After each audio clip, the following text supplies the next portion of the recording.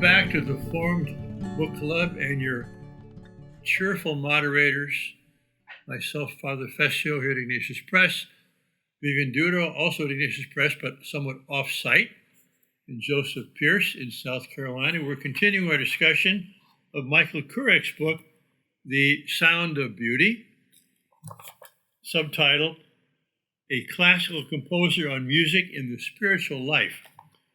And we've extended our discussion on this another week at least because we found so many interesting points to discuss that we couldn't keep our original ambitious schedule. So we ended up sort of in the middle of chapter 4. They're not numbered, are they? They are numbered. Are they? They are, yeah. Oh, they are. Chapter 4. Chapter 4. That previous book wasn't numbered. That was a miss. Okay.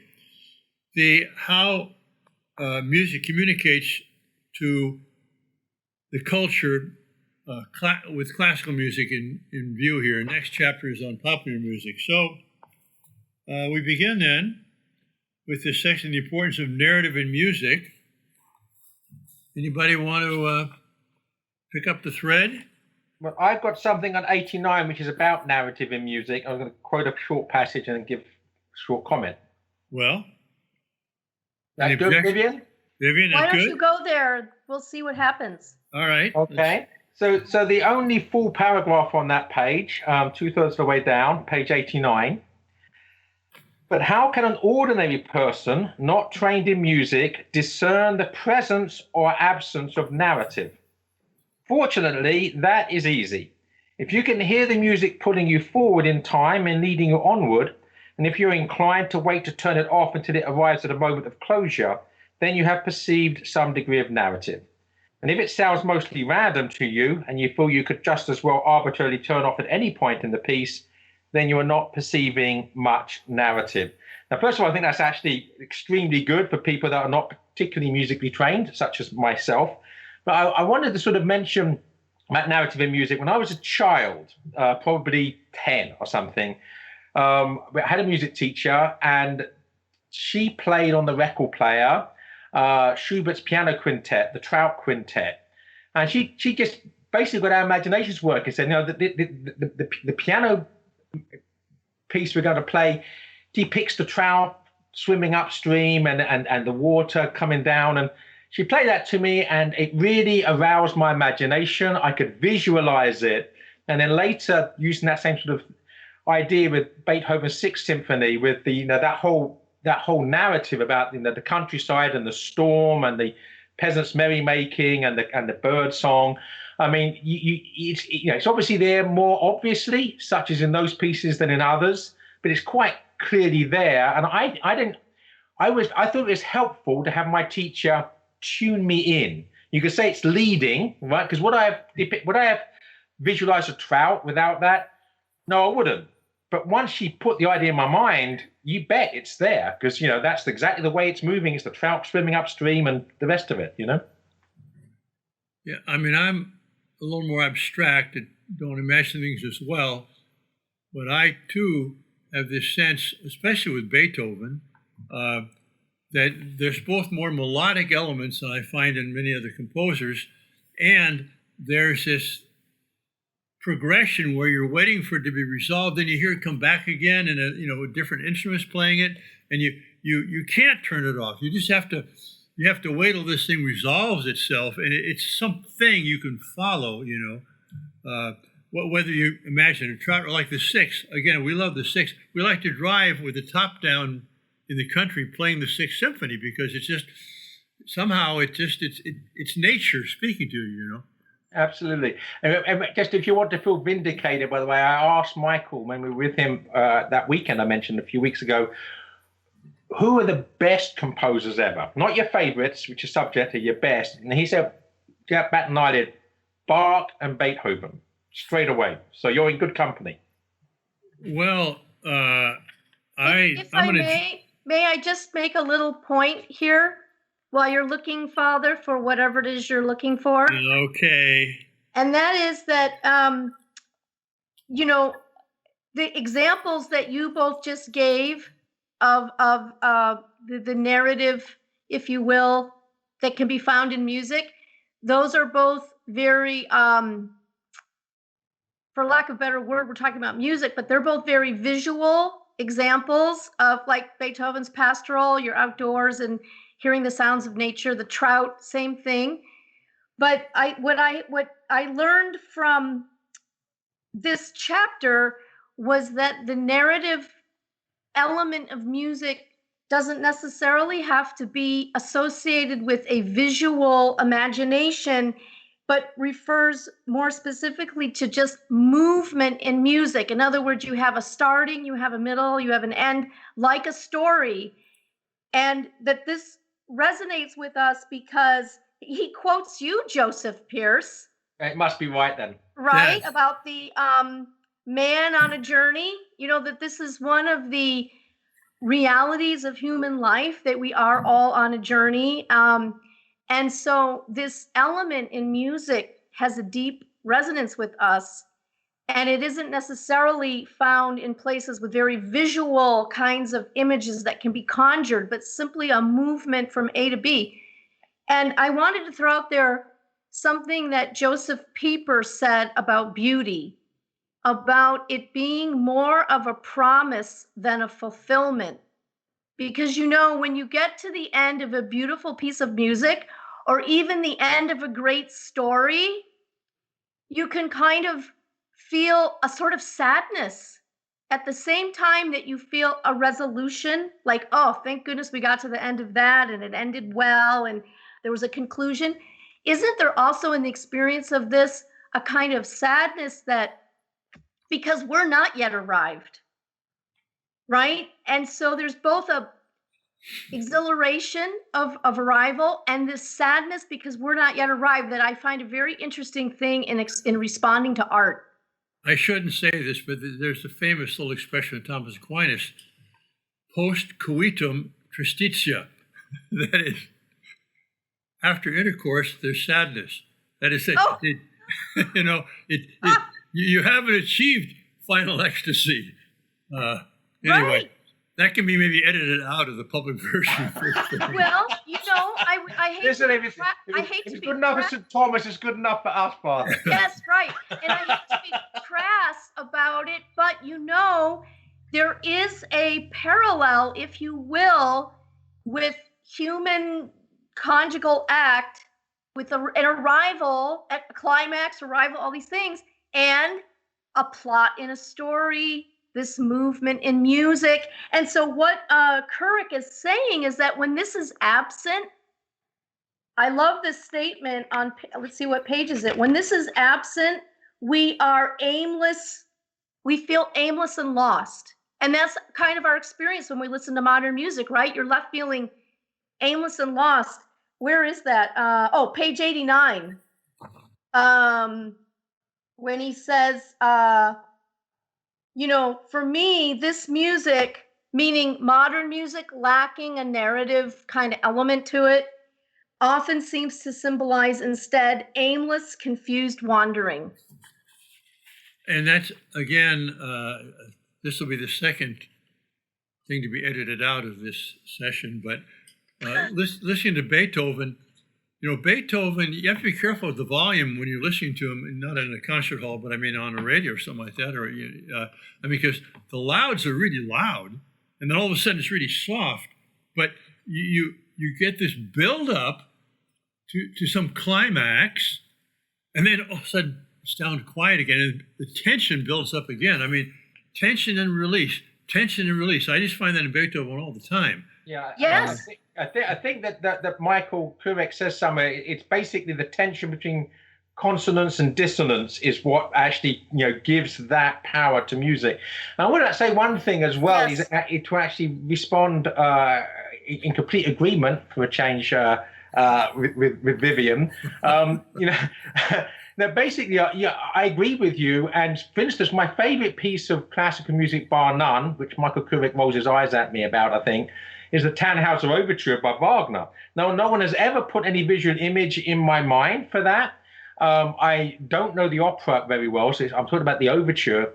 And I love it. It's my favorite piece of music. And it's definitely narrative things, kind of motifs weaving in with each other, all of that forward flow. but I still don't have any visual image to accompany the oral image. So that vindicates what you were saying, basically. Right, and I was going to say also, I did mention the sixth because it does have the visual elements, the nature elements, but my favorite of all time is the seventh, and I've got no visual elements for that, but it's just the way it's constructed, not just mathematics, it's something sensuous mathematics. It's just beautiful how that happens. Right. But also, then I want to say, Joseph, you asked him what were the two greatest composers. He said Beethoven and Bach. Well, I noticed in this list in Appendix A, beginning on page 181, that Beethoven, it's alphabetical, heads the list, but Bach is missing on his list, as is Mozart. I mean, yeah, I asked him about Mozart because when he said, without even hesitation, this is obviously questions for him and we have him as a guest. Need to remember to ask these, but all right, he said Bach and Beethoven without hesitation. So my immediate response was Mozart. And he was sort of saying, Mozart's very clever and very beautiful, but he's not doing anything astonishing. In other words, it's sort of, it's within parameters. I mean, I'm probably misquoting him. He's probably cursing if he's listening to this. All right. Well, Joseph, I had this conversation not too long ago with a current doctoral student in composition and musical composition. And he said something similar about Mozart, which, again, sort of surprised me. So I don't think that that's an unusual, as far as the professional musical class goes, not people like me. Bringing things down to my level, of ineptitude and ignorance. The analogy I sometimes make when people, Mozart is to me, to classical music, what ABBA is to pop music. The tunes are so catchy and they're so clever and they're so singable and you like them and you're quite happy to listen to them over and over again, but they're not doing anything really that's pushing the limit. Now, this student, I did ask him, so what about these places in Mozart where you really experience something new in this genre of music, like Don Giovanni or even parts of the Requiem or things like that? And he did say, yes, these are considered breakthroughs of genius when you're not just milking the form over and over and over again and maximizing it, but that you've actually sort of broken through to some, that there is this standard among musical professionals that I had not given much thought to. But I did find, Joseph, your reference to dissonance and consonance is on page 99, where Couric says, musicians and theoreticians have long considered that dissonance seeks resolution in consonance, not the reverse. And this belief is by no means without scientific foundation.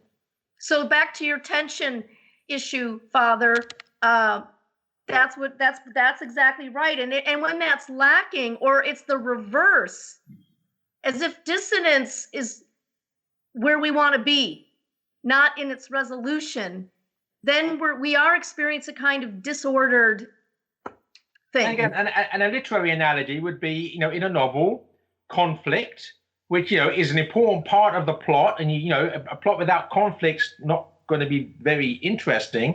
Right. But you don't want the conflict to be the resolution, because it isn't the resolution. It's the absence of resolution, right? So you're looking for that resolution to the conflict. That's the point, right?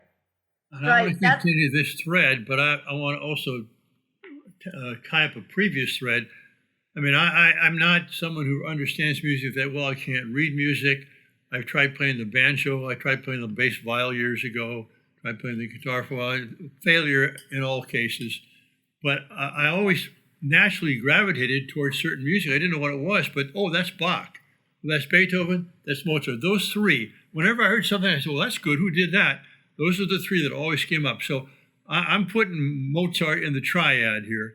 Oh, definitely. And it's not just also because I'm only one of the hoi polloi, the crowd for music, but Balthasar also thought Mozart was the most brilliant composer of all time. And Can I I'm just say certainly one thing? can I just say one thing tangentially? Your playing of the banjo in the interim campus of Ave Maria University is one of the fondest memories in the whole of my life. So thanks be to God you learned the banjo. Well, I Right. never really learned it, but you know why? You know how you always sing better in the shower? You sound better when you sing in the shower, right? Well, in my little cabana at Ave Maria, which is down by the swimming pool, there was an archway between my cabana and the next one, and I would stand in there and I'd play the Oh. banjo, and so it really covered. It's like charity; it covers a lot of sins. Yeah. Well, our family too has many fond memories of Father and the banjo. But in that a grouping there of Mozart, Bach, and Beethoven, you don't want to forget Mozart's teacher, do you? The one we can never find because Haydn? he's Haydn. Yeah, Haydn's good. Haydn's Very Haydn. good. Did you get This the is, joke? this is obviously I did, yeah. funny. So I want to now go back to the other thread. We talk about tension and release and dissonance and consonance. On page 98 at the top, he says something which I think I mentioned in a previous session. It's been obvious to most folks since the time of Pythagoras, humans are innately pleased by consonance and innately displeased by dissonance. Now, why that is, I don't think anybody really knows. But the fact is that when you hear an octave, there's something pleasing about that. If you're off by a few, cycles, frequency, it doesn't sound right. So, and almost anybody can sing one octave after another and know that it's right, But then between the two octaves, you could have any number of notes. It's all conventional. I mean, it's just a series of frequencies. You can cut it any way you want, 8, 6, 12, 10. But it turns out that the 12-note scale, the diatonic scale, is the only one until you get to 29 subdivisions, which will give you frequencies that have overlapping in such a way that it's consonant. And so I think I said it before, but that's why the pentatonic scale of the East could never be used for harmony, because you could not get any consonants with only 5 intervals between the two octaves. So it's a beautiful thing that the Greeks did, and part of our culture, which allowed precisely this kind of symphonic, harmonic, narrative music, which leads to this. And if I may say something as regards perhaps why we crave for consonance and are not comfortable with dissonance is because I think we're made for reason. We're made to be rational creatures who are actually looking for resolution. We're looking for consonance. We're not looking for dissonance. If we see dissonance, we're looking beyond it. How can we solve that? How can we resolve this, which doesn't seem to make sense? It seems, So I think we're hardwired by God, in the Logos, to be rational creatures. Okay, but it's mathematical. So why is 276 cycles per second sound good with 420 or something like that, and not with 430? Because we're made in the image of the Logos, who works mathematically, and we're only comfortable when we're in harmony with that mathematics. Okay, but I was going to say there are mathematical ratios that are there in play. That an octave is double. We have a third. We have fifths, and we got fourths. Those things are mathematical. You're right. God's a mathematician, amongst other things. Yes, I didn't say he's only a mathematician. That's a beautiful thing. We're not making much progress here, but very briefly, actually, I just want to We're making tremendous progress. We just haven't got very far in the book.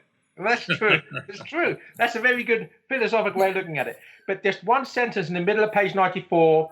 I just want to read it because it absolutely harmonizes with Thomas Aquinas' understanding of perception. Therefore, I propose that fully recognizing beauty also ideally involves a component of gratitude, humility, and awe. So here we have, someone who practices what he preaches. He's a composer of beautiful classical music that basically says, really, you only recognize beauty if you begin with humility and gratitude, which give that sense of awe in its presence, Yes. By the way, this idea then of beauty, up above that, Joseph, he says beauty can be a slippery term to define, though I've just suggested it perhaps flows from or is our reaction to the wondrousness of truth and goodness, the wondrousness. And so this is what I was talking a little bit about last time, this splendor of the thing. And you could almost say with von Balthasar and others that beauty is the thing that makes the thing love worthy. In other words, it's the beauty of a good act that makes you see that it's a good act. It's the beauty that makes you attracted to the goodness, the beauty of the act itself. And of course, the most beautiful thing on earth is a beautiful act, right? You don't want to get just caught up in material forms that have beauty to them, but think also about the beautiful act. It's the beauty of the act that makes you love it and want to imitate it. And so, every time he gets back to this question of beauty, he does say a little more, which starts to kind of flesh out, yeah, what is it really? It's the thing in the thing that makes it love worthy. But to your point and his, that without humility, without gratitude, are you even capable of loving anything? Right. No. And Vivian, have really summarized the introduction to Balthasar's first volume of his Theological Aesthetics on the glory of the Lord, and just what is beauty. It's at my bedside table. Oh, very good. But what you said, beauty of an act, I mean, for Balthasar, and I think he's right in this, the locus of the greatest beauty and goodness and truth is the cross, which, from a point of view of material purport, it's ugly. It's a crucifixion. It's bloody. And yet the act is the act of perfect, self-giving, sacrificial love. And therefore, there is where our norm is, our standard for true beauty. Amen. Yeah, amen, double wise. Okay. I got something on page 105. Can we get that far, or is there something before that? Well, I think it might make sense to go that far, otherwise we'll... Well, no, we don't want to skip anything. Let's go to 105. Okay. Bottom of the page, new paragraph. How do we evaluate works of art? Is their work worth encapsulated by the historic context in which they were created, or do they transcend time because of intrinsic and universal quality? So he's going to answer the question that it can't just be historic. It's got to be intrinsic value. So he basically here is taking a stance against historicism. And I found it interesting after we've discussed Bob Riley's book, on the American founding and the relativism which has helped to undermine it. And he relates that to 19th century German historicism. Here we have the same thing being repeated for the idea of the beautiful, that, we can't say that truth is determined by historic consequences or context, It's true in itself. It's beautiful in itself. And on the next page, he says, I love this one. Rather than old and new, I prefer to speak of music as either timeless or fashionable. Yeah, and I highlight that passage as well, and actually, we don't need to read it, but he precedes it by saying the confusion is caused because in certain aspects of the physical sciences, such as medicine, we can see progress, but we then confuse that anything basically in the past is inferior because aspects of the empirical sciences are inferior. So we've made progress in medicine, but we haven't made progress in music, right? I mean, the things in music are timeless. Bach, Mozart, Beethoven that we've been talking about. I'm adding Wagner just to be obstreperous. These things are timeless, and we don't make progress beyond them because they always are. In that sense, they are transcendent. They transcend time. I would only I would only add that, sometimes what is fashionable does in fact turn out to be timeless. Mozart in his time was writing the music that was fashionable, or, other great composers. So it's just, if it's merely fashionable without anything timeless about it, then it's going to end up in the dustbin of history and not be listened to hundreds of years from now, right? And Vivian, I'm so pleased you give me an excuse to just disagree with you slightly, because it makes things interesting. No, it's merely, no, I agree with you, but I think that the fashion in this sense is, in philosophical terms, accidental. It's actually, the fact that people like what Mozart was doing, that it was fashionable, it's an accidental quality, that basically what he had was beautiful and timeless and transcendental, regardless of the fact that he lived in a time that appreciated those things, where we may live in times that don't appreciate those things. Well, I think that you're making a good point, but things that are truly beautiful are in fact going to be appreciated by at least somebody. Somebody's going to look at that cross and say, that's love. How many conversions have happened with people seeing the cross for the first time? That beautiful book, Father, A Memory for Wonders. Oh, my. And she's never seen a crucifix in her life. And she sees it advertised in a mail order catalog. She's living in Algeria with her French expat parents who are communists, and she sees a crucifix for the first time in a mail order catalog and says in her girl's heart, that's love. She cuts out the picture, puts it in a locket, and starts wearing it. So it may be that you're the only one in the room, but if it's truly beautiful, there's going to be a receptivity somewhere by someone. No, I agree with that. That you basically agree with each other. A bit of homework, actually. I might suggest this about the power of the crucifix as a visual image. In Flowers of Heaven, 1,000 Years of Christian Verse, which Ignatius Press publishes, I published Siegfried Sassoon's poem, Lenten Illuminations, which is a poem he writes in his first Lent as a Catholic. And he's in a dialogue with his pre-convert self. And he talks about the fact that throughout all the decades, whenever he saw the crucifix, it basically spoke to him in a way that transcended whatever his beliefs were, that was deeper than that. And eventually he comes to his knees before it. Yeah. Well, I will add to this Sohrab Ahmari, another one of our authors who is a Muslim, not a very practicing Muslim in Iran. Yeah. But it was when he first read the Gospels, what struck him most was Christ's death and crucifixion. Right. Because that reminded him of his Muslim hero, this, the Shiite hero. It's amazing. But back to music, though, I will make a Trumpian claim here that is an outrageous claim of my own abilities. I will say that I can tell right now something which is merely fashionable versus something which is fashionable and timeless. I can guarantee you certain things which will not be around in the next 50 to 100 years. But anyway, no one can prove me wrong on that. Because you're not going to give us examples so that we can? Almost anything you hear would be an example of what's not going to be around. Do you think rap is going to be around in 60 years? Hip hop is going to be around in 60 years? Hopefully not. No. If it is, we're in big trouble. Now, some country westerns might be. I would,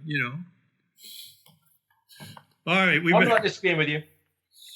All right. The next thing I have, I'm actually skipping the whole of the popular music. That sort of follows on from your rap and the rest of it. I have nothing until chapter 6, which is how music communicates the soul. But I'm quite happy to sit back while you talk about pop music. Chapter 5 is also how music communicates to the culture, contemporary popular music. And I also had no comment to make about that. But Vivian. Well, I will say that I appreciated his point on page 116.